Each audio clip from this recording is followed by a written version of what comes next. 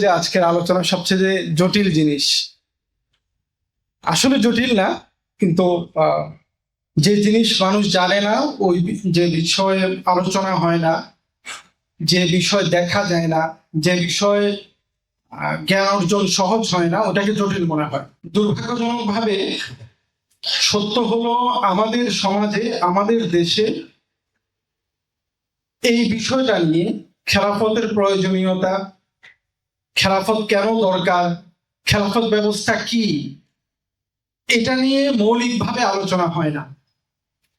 বিক্ষিপ্তভাবে এটার কিছু অংশ ধরে আলোচনা করা হয়। সেটা এটার পক্ষে যারা বলে তারাও খুব সামান্য অংশ বিক্ষিপ্তভাবে নিয়ে আসে, যারা বিরুদ্ধে বলে তারাও এই বিষয়গুলো নিয়ে আসে। খেলাফত ব্যবস্থা আসলে কি, এর ফায়দা কি, এর দরকার কি, এই আলাপগুলো আমাদের দেশে হয় না। তারপর আলহামদুলিল্লাহ, আল্লাহ শুকরিয়া, আমাদের দেশের 90% মানুষ খেলাফত ব্যবস্থাকে পছন্দ করে, ইসলামী শরিয়া শাসনকে পছন্দ করে। এটা আমি মাহফুজ খন্দকার কিংবা এখানে যারা ইসলামপন্থী বসে আছে তাদের কথা না। বিশ্বের অন্যতম বড় একটা রিসার্চ সেন্টার আছে যারা জরিপ করে, এটা এর মধ্যে একটা নাম হলো পিউ রিসার্চ সেন্টার। আপনারা অনেকে নাম শুনে থাকবেন। এটা বিশ্বের অনেক সবচেয়ে বড় যে গবেষণা প্রতিষ্ঠানগুলো যেগুলো জরিপ করে থাকে এর মধ্যে একটা। সর্বশেষ এর আগে 2013 সালে তারা একটা জরিপ চালাইছিল বাংলাদেশে।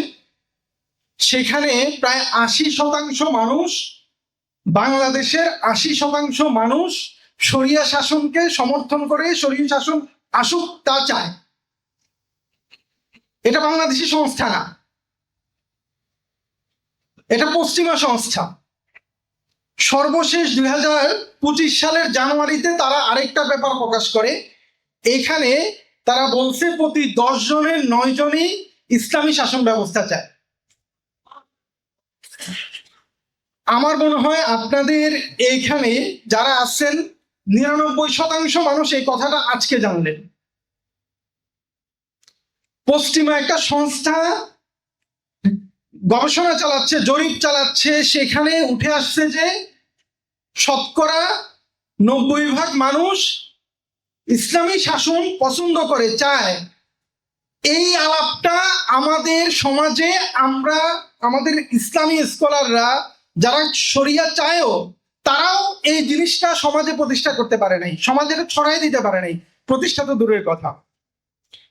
এজন্য বিষয়টা জটিল, কারণ এটা নিয়ে আলোচনা হয় না। শরিয়া কি খায় না পড়ে, এই বিষয়ে আমাদের কোনো ধারণা নাই। খেলাফত ব্যবস্থা কি আমরা কিছুই জানি না। আমাদেরকে যে ধারণা খেলাফত বিরোধীরা দিয়ে থাকে, ওই ধারণার উপরেই আমরা চলি। যেমন খেলাফত ব্যবস্থার, ইসলামী শাসন ব্যবস্থার যারা বিরোধী, তারা প্রথমত খেলাফতের আলোচনা আসলে ইসলামী শরিয়ার আলোচনা আসলে প্রথমে নিয়ে আসে হলো মেয়েদেরকে বোরকা পরায় ফেলবে, চুরি করলে হাত কেটে ফেলবে, কিংবা ধর্ষণ করলে পাথর মেরে মারবে, কেউ হত্যা করলে জবাই করে দেবে, এগুলো প্রথমে নিয়ে আসে। কিন্তু একটা খেলাফত ব্যবস্থা, একটা ইসলামী শাসন ব্যবস্থার খুব সামান্য একটা অংশ হলো আইন। উদাহরণস্বরূপ যদি আপনারা বুঝেন, বর্তমানে আফগানিস্তানে, আপনারা যেহেতু ইসলামী বিষয়ে আগ্রহ রাখেন, নিশ্চয়ই আফগানিস্তানের বিষয়ে ধারণা রাখেন। সেখানে বর্তমান যে সেট আপ, এই সেট আপের একজন গুরুত্বপূর্ণ দায়িত্বশীল হলেন যিনি আব্দুল হক হক্কানি, তিনি আব্দুল হাকিম হক্কানি, যিনি আইন বিষয়ে দায়িত্বে আছেন, প্রধান বিচারপতির দায়িত্বে আছেন। তিনি এই শাসনগুলো কার্যকর করেন। কিন্তু তালেবানের প্রতিষ্ঠাকালীন থেকে শুরু করে এবং তালেবানের 4 জন প্রতিষ্ঠাতার একজন মোল্লা আব্দুল গনির বারাদার, তিনি নিয়ন্ত্রণ করেন অর্থনৈতিক সেক্টরটা। মোল্লা ওমরের সময় যিনি পররাষ্ট্রমন্ত্রী ছিলেন, তিনি এখন প্রধানমন্ত্রী। মোল্লা ওমরের সময় যিনি তথ্যমন্ত্রী ছিলেন তিনি এখন পররাষ্ট্রমন্ত্রী। মোল্লা ওমরের সময় শিক্ষামন্ত্রী যিনি ছিলেন তিনি এখন উপপ্রধানমন্ত্রী, ডেপুটি প্রধানমন্ত্রী। বোঝা গেল যে ইসলামী শাসন ব্যবস্থার ওরা যা দেখায়, পশ্চিমারা যেটা দেখায়, কিংবা আমাদের সমাজে সেকুলাররা যা দেখায়, ইসলামী শাসন ব্যবস্থা মানেই শুধুমাত্র শাসন ভারের মধ্যে, শাসন কার্যের মধ্যে আইন কার্যকর করা। ইসলামী শাসন ব্যবস্থা মানেই কেউ চুরি করবে তাকে ধরে এনে হাত কাটা, মানে ইসলামী শাসন ব্যবস্থা প্রতিষ্ঠা হলে এই কাজটাই করবে। তো যদি এটাই করা হতো তাহলে এখন আফগানিস্তানে তালেবানের প্রধান কাজে তো এটাই হতো নাকি? আফগানিস্তানে তো ইসলামী শাসন ব্যবস্থা প্রতিষ্ঠা হয়েছে, তো সেখানে তো তাদের কাজ শুধুমাত্র মানে হাত কাটা, গলা কাটা, কিংবা বোরকা পড়তে বাধ্য করা, এই ধরনের, এবং কি গুরুত্বপূর্ণ লোকেদেরও এই কাজের জন্য বিচার বিভাগের জন্য দেওয়া হয়নি। বরং আমরা দেখি যে সবচেয়ে গুরুত্বপূর্ণ লোক যিনি মোল্লা ওমরের পরে তালেবানের সহপ্রতিষ্ঠাতা ছিলেন, তিনি দেখতেছেন হলো অর্থনৈতিক বিভাগটা ডেপুটি প্রধানমন্ত্রী হয়। এটাই হলো ইসলামী শাসন ব্যবস্থা, এটাই হলো খেলাফত ব্যবস্থা। খেলাফত ব্যবস্থার খুব সামান্য একটা অংশ হলো বিচার ব্যবস্থা। যেমন বাংলাদেশ রাষ্ট্রের অনেকগুলো বিভাগের মধ্যে একটা বিভাগ হলো বিচার বিভাগ, অনেকগুলো মন্ত্রণালয়ের মধ্যে একটা মন্ত্রণালয় হলো বিচার, যেটা মানুষ অপরাধ করলে মানুষকে শাস্তি দেওয়ার জন্য করা হয়। এটা সব জায়গায় আছে, সৌদি আরবে আছে, এটা পশ্চিমা রাষ্ট্রগুলোতে আছে। কিন্তু মূল জায়গা যেটা, তালেবানের শাসন আসলে ডলারের দাম বেড়ে যাবে, এই আলাপ কোনোদিন আমাদের, মানে ডলারের দাম কমে যাবে, আফগান মুদ্রার দাম বেড়ে যাবে, এই আলাপ কখনো আমাদের দেশের ইসলামপন্থীরাও করছে? কারণ এই জিনিসটা মাথা থেকে সরাই দেওয়া হয়েছে যে ইসলামী শাসন আসলে মানুষের অধিকার প্রতিষ্ঠা হবে, মানুষের অর্থনৈতিক উন্নতি হবে। এই আলাপটা কোনোভাবেই আলোচনার মধ্যে আসতে দেওয়া হয়নি। এতে করে যারা ইসলাম বিরোধী তারা যেমন এই বিষয়টার উপরে শুধু ফোকাস করে যে ইসলামী শাসন আসা মানে এখানে এটা কার্যকর হবে, এই শাস্তি কার্যকর হবে, এই শাস্তি কার্যকর হবে, এবং দুর্ভাগ্যজনকভাবে ইসলামপন্থীরাও এই আলাপগুলোকে কাউন্টার এবং এই আলাপগুলোর ব্যাখ্যা দেওয়া সময় নষ্ট করতেছে। তালেবানের শাসন কিংবা ইসলামী শাসন পূর্বে 100 বছর আগ পর্যন্ত তো পৃথিবীতে খেলাফত ব্যবস্থা কোথাও না কোথাও ছিল। আপনি যেখানেই যাবেন বিচার বিভাগ একটা সামান্য অংশ। ইসলামী শাসনের মূল বিষয় হলো মানুষের অধিকার প্রতিষ্ঠা, মানুষ তার অধিকার ফিরে পাবে। এখানে কেউ ছোট বড় হবে না। একজন শাসককে একজন সাধারণ থেকে সাধারণ মানুষ প্রশ্ন করতে পারবে। শাসক শ্রেণী এবং যারা জনগণ, এদের মধ্যে কোনো বিভেদ হবে না। এটা হলো ইসলামী শাসন ব্যবস্থা। ইসলামী শাসন ব্যবস্থা কেমন? ইসলামী শাসন ব্যবস্থা আজকে আমরা এক ধরনের আছি, আফ্রিকার মানুষ আরেক ধরনের অধিকার পায়, সৌদি আরবের মানুষ আরেক ধরনের অধিকার পায়, পশ্চিমের মানুষ আরেক ধরনের অধিকার পায়। ইসলামী শাসন ব্যবস্থার সৌন্দর্য হলো, আপনি যদি আজকে ইসলামী শাসন ব্যবস্থা হতো, পুরো পৃথিবীর যেটুকুর মধ্যে খেলাফত ব্যবস্থা থাকবে, আল্লাহর আইন প্রতিষ্ঠা হবে, প্রতিটা মানুষের অধিকার সমান হয়ে যাবে। আপনারা নিশ্চয়ই সংবাদ মাধ্যমে দেখেন যে আরব রাষ্ট্রগুলোতে প্রতি বছর যে ধরনের খাবার নষ্ট হয়, এই খাবার দিয়ে আফ্রিকার রাষ্ট্রগুলো, এটা জরিপে দেখা গেছে, আফ্রিকার রাষ্ট্রগুলো এই খাবারটাই যদি ওখানে দেওয়া হয় তাদের মধ্যে আর দুর্ভিক্ষ থাকবে না। ইসলামী শাসন হলো এইখানে যেভাবে মানুষ না খেয়ে মরতেছে, আরেক অংশ খাবার নষ্ট করতেছে, এই বৈষম্য থাকবে না। ইসলামী শাসন ব্যবস্থার প্রধান কাজ হলো মানুষের অধিকার প্রতিষ্ঠা করা, না মানুষেরকে শুধু হাত কাটা আর গলা কাটা।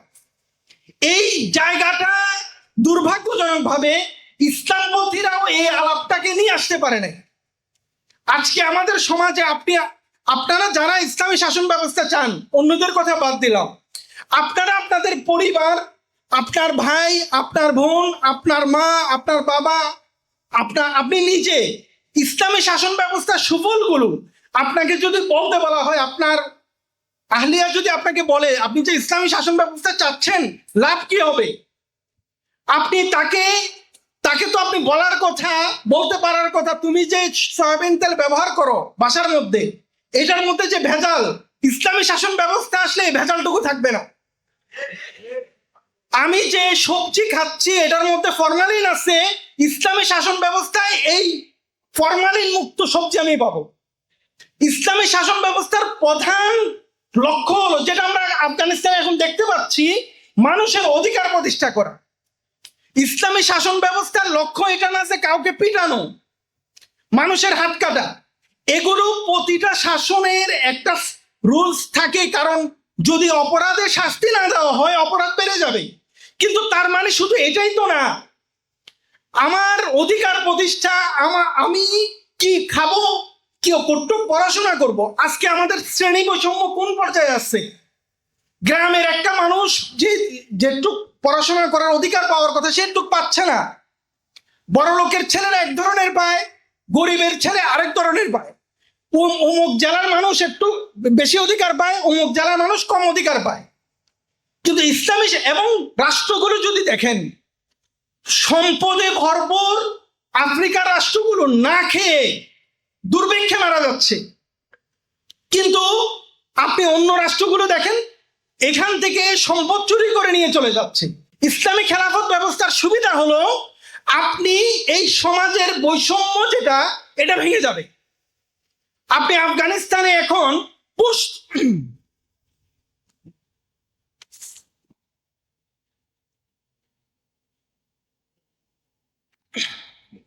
আফগানিস্তানে আপনি এটা পাবেন না যে পশতুনরা বিশেষ সুবিধা প্রাপ্ত কিংবা তাজিকরা সুবিধা কম প্রাপ্ত। আফগানিস্তানে এই মুহূর্তে প্রধানমন্ত্রী ও ডেপুটি প্রধানমন্ত্রী মোল্লা বারাদার যেমন পশতুন, আবার ডেপুটি প্রধানমন্ত্রী মৌলানা আব্দুল সালাম হানাফি, তিনি একজন তাজিক। এবং সেনা প্রধানের মতো গুরুত্বপূর্ণ পদ, গোয়েন্দা প্রধানের মতো গুরুত্বপূর্ণ পদ তারা পশতুনদের বাহিরে দিয়ে রাখতেছেন। আপনি ইসলামী শাসন ব্যবস্থা, আমাদের দেশে তো জাতি তো দূরের কথা, দলের বাহিরে পর্যন্ত পদ দেওয়া হয় না। বিএনপি আসলে আওয়ামী মনাদেরকে সরাই দেওয়া হয়, আওয়ামী মনা আসলে বিএনপি মনাদেরকে সরাই দেওয়া হয়। ইসলামী শাসন ব্যবস্থায় আপনাকে ন্যায্যতা দেবে, আপনার অধিকার দেবে।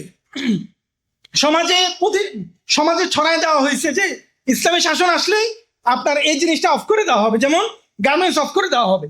খুব কমন এই আলাপগুলো দেখবেন, আপনি ইসলামী শাসনের আলাপ করতে যাবেন এগুলো নিয়ে কথা বলবে। কেন আমরা গার্মেন্টস অফ করে দেবো? ইসলামে তো পোশাক বানানো হারাম কিছু না, মহিলা পোশাক বানাইলেও ক্ষতি নাই, কিন্তু কাঠামোটা শুধু পরিবর্তন হবে। আপনি মেয়েদেরকে নিয়ে ওইখানে জরিপ চালায় দেখেন, বেশিরভাগ গার্মেন্টসের মেয়েরা নানান রকমের যৌন নির্যাতনের শিকার হয়, ইফটিজিং এর শিকার হয়। ইসলামী শাসন ব্যবসার জায়গায় ব্যবসা থাকবে, কর্ম জায়গায় কর্ম থাকবে, শুধু ওই বদমাশিটা বন্ধ করে দেবে, এটা তাদের পছন্দ না। তো ইসলামী শাসন ব্যবস্থার দুর্ভাগ্যজনক, আমি আবারও বলতেছি, ইসলামী শাসন ব্যবস্থার এইটা না যে সেকুলাররা কি বলে, দুর্ভাগ্য হলো আমরা ইসলামী শাসন ব্যবস্থার সুফল মানুষের সামনে আমরা তুলে ধরতে পারতেছি।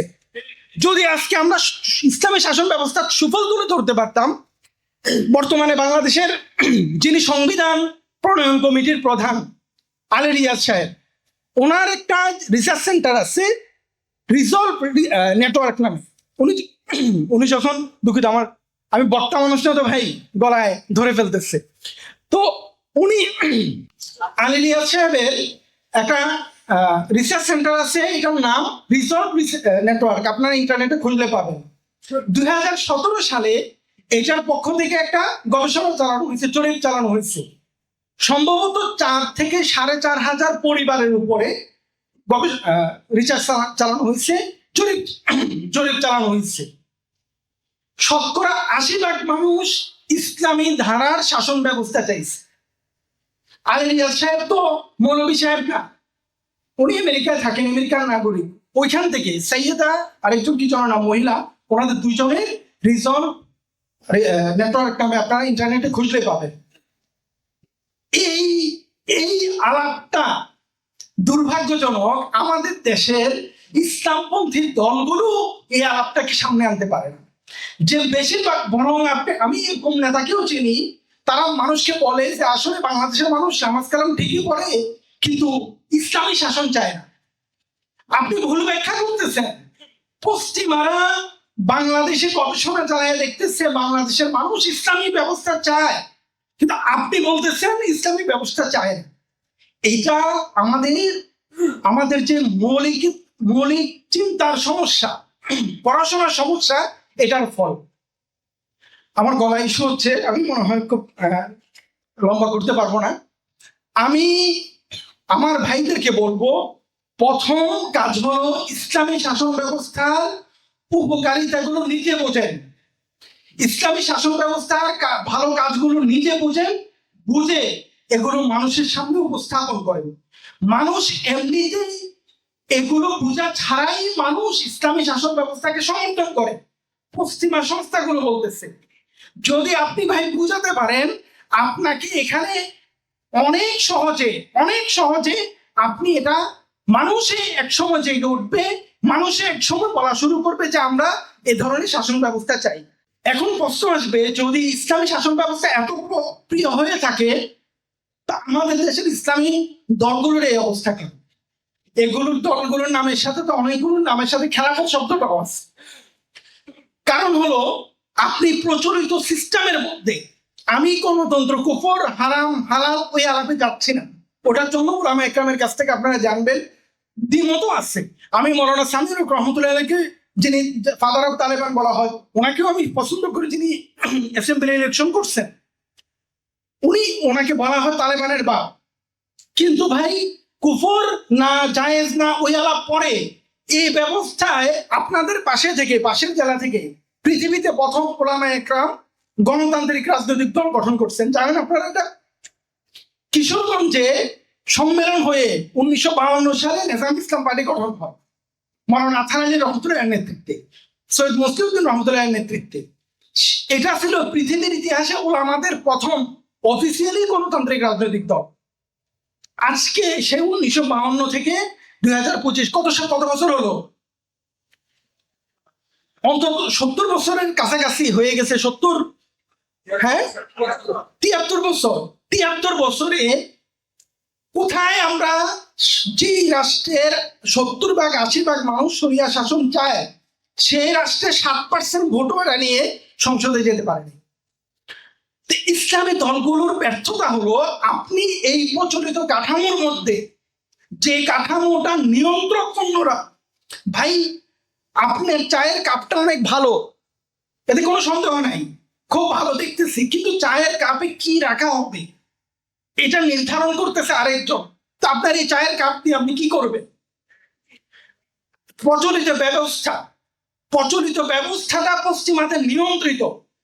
এই ব্যবস্থার মধ্যে আপনি চাইলেও এর বাইরে যেতে পারেন না। সেটা শহীদ মুর্শির বড় উৎকৃষ্ট উদাহরণ।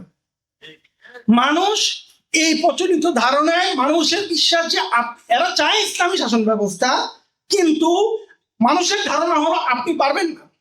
কারণ তারা জানে যে এই কাপটা আপনার না, এই সিস্টেম আপনার না, তো মানুষ আপনাকে সমর্থন করে না। এখানে মানুষ বিএনপি আওয়ামী লীগকে দেয় ভোট। এর বিকল্প চিন্তা করতে হবে। বাংলাদেশের মানুষ, আমি পাকিস্তানটা বাদ দিলাম, বাংলাদেশের মানুষ 2 ভাগে বিভক্ত। একটা আওয়ামী সেকুলার বাম একটা পক্ষ, প্রথম আলো সেকুলার গোষ্ঠী আওয়ামী একটা পক্ষ, বিএনপি জামাত ইসলামী দলগুলো মাদ্রাসা মসজিদ ওয়ালারা একটা পক্ষ। 2টা পক্ষের মধ্যে কেউ আছে অতি ডান, কেউ অতি বাম, কেউ মধ্যম ডান, কেউ মধ্যম বাম। কিন্তু এর বাহিরে যে একটা পক্ষ আছে যারা এই ধরনের এই 2টা পক্ষকে পছন্দ করে না, তাদের ঐক্যবদ্ধ করে যদি আমরা কিছু করতে পারি, চিন্তা করতে পারি, কি ধরনের চিন্তা করব? আমরা এখানে ওই টিএমপির মতো বোম মারা, ভাই যে রাষ্ট্রের 80% মানুষ ইসলামী শাসন চায়, বোম মারবেন কেন? আপনি কি করবেন? আপনি কি করবেন? এটার উৎকৃষ্ট উদাহরণ হলো 5ই আগস্ট। না সশস্ত্র, কিন্তু গণবিপ্লব, মানুষের বিপ্লব, মানুষের চাহিদা। 5ই আগস্ট হয়েছে সবকিছু, শুধু আদর্শ ছিল না বলে, সিস্টেম ছিল না বলে। একটা সিস্টেমকে পতন ঘটানো হয়েছে। কি কি চাই ওটা যেহেতু প্রতিষ্ঠা করা যায় নাই, এই জন্য 5ই আগস্ট ব্যর্থ হয়েছে। আমরা আরেকটা 5ই আগস্টের জন্য ওই 90% জনগণকে ঐক্যবদ্ধ করার কাজটা আমাদেরকে করতে হবে। আমরা যদি এইটা ভাই, আপনি আপনার পরিবার যান, সব জায়গায় তৈরি আছে, করতে হবে নাকি? করতে হবে। এটার সুফলগুলো বুঝানো, মানুষকে সচেতন করা, এবং ইসলামী শাসন ব্যবস্থার লাভগুলো আগে প্রথমে আপনি নিজে জানে এগুলো মানুষকে জানানোর চেষ্টা করেন। আমার আরো কিছু কথা বলার ছিল, কিন্তু দুঃখজনক আমার আসলে আমি অভ্যস্ত না এই ধরনের আলাপ করে, আমার গলায় ধরে ফেলছে। আমি শেষে অন্য একটা বিষয়ে 2 লাইন কথা বলি। দেখেন, পৃথিবীর ইতিহাসে এই ধরনের জঘন্য শাসন, হাসিনার মতো জঘন্য শাসন আসলেই কমছে। আপনি ইদানিং কালে আধুনিক রাষ্ট্র কাঠামোর মধ্যে আপনি এই আলাপ খুব কম খুঁজে পাবেন। আসামি রোজাদার স্ত্রীকে ধর্ষণ করতেছে আইন শৃঙ্খলা বাহিনীর কর্মকর্তা।